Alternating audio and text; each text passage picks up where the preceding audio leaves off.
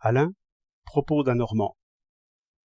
On a assez dit, ces temps-ci, que les gens jouent trop facilement du revolver.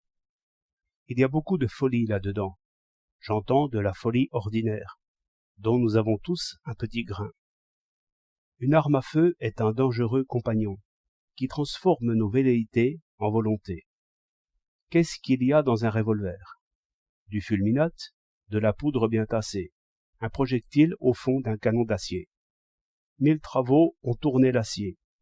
1000 travaux ont façonné le projectile en ogive. 1000 cuissons et brassages ont concentré l'énergie dans les grains de la poudre. Tout cela est en équilibre instable, comme un rocher dans le haut d'une pente.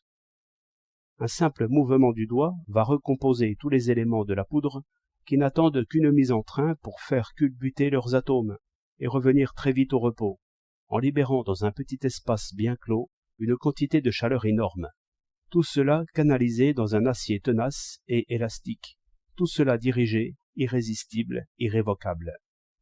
C'est comme de la volonté façonnée, bandée, exercée, à l'usage de ceux qui n'ont point de volonté. Et le tout invisible, le tout dormant dans cet acier si net, si bien fini, si évidemment au repos. Chacun s'y trompe, même ceux qui ont la pratique de l'arme.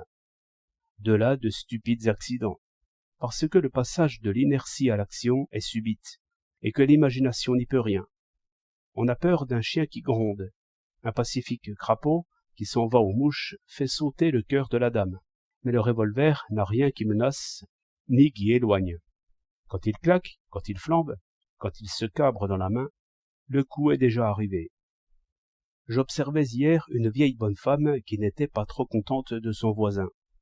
Elle discourait rudement, avec des bruits de charrette dans le chemin. Tous ses gestes étaient des menaces, mieux même que des menaces, car tous les gestes sont des actions. Seulement, le voisin était hors de vue. Tout le monde a pu remarquer de ces rixes qui ne commencent jamais. Beaucoup de bruit pour rien. Les gestes sont violents et retenus. Pourquoi? Parce que chacun voit ce qu'il va faire et imagine les coups de poing.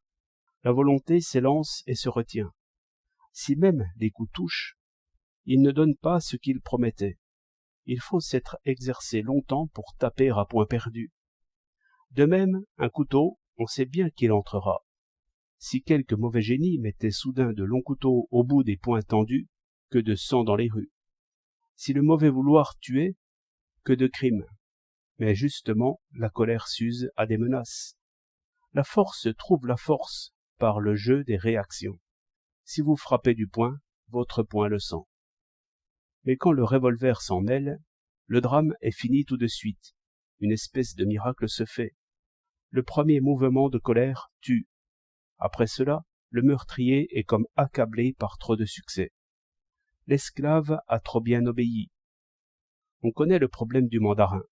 Voici un problème analogue. Voici un vouloir dont on n'a pas prévu les suites.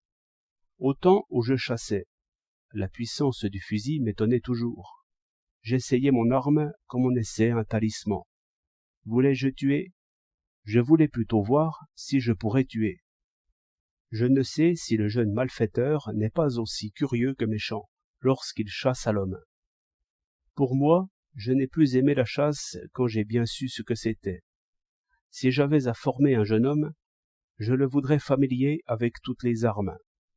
Je voudrais qu'il comprît cette mécanique et cette chimie, qu'il s'exerçât, qu'il apprît à connaître et à imaginer la puissance d'une balle. Que chacun fasse ce qu'il veut à ses risques, soit, mais que chacun aussi sache ce qu'il fait. 23 août 1910.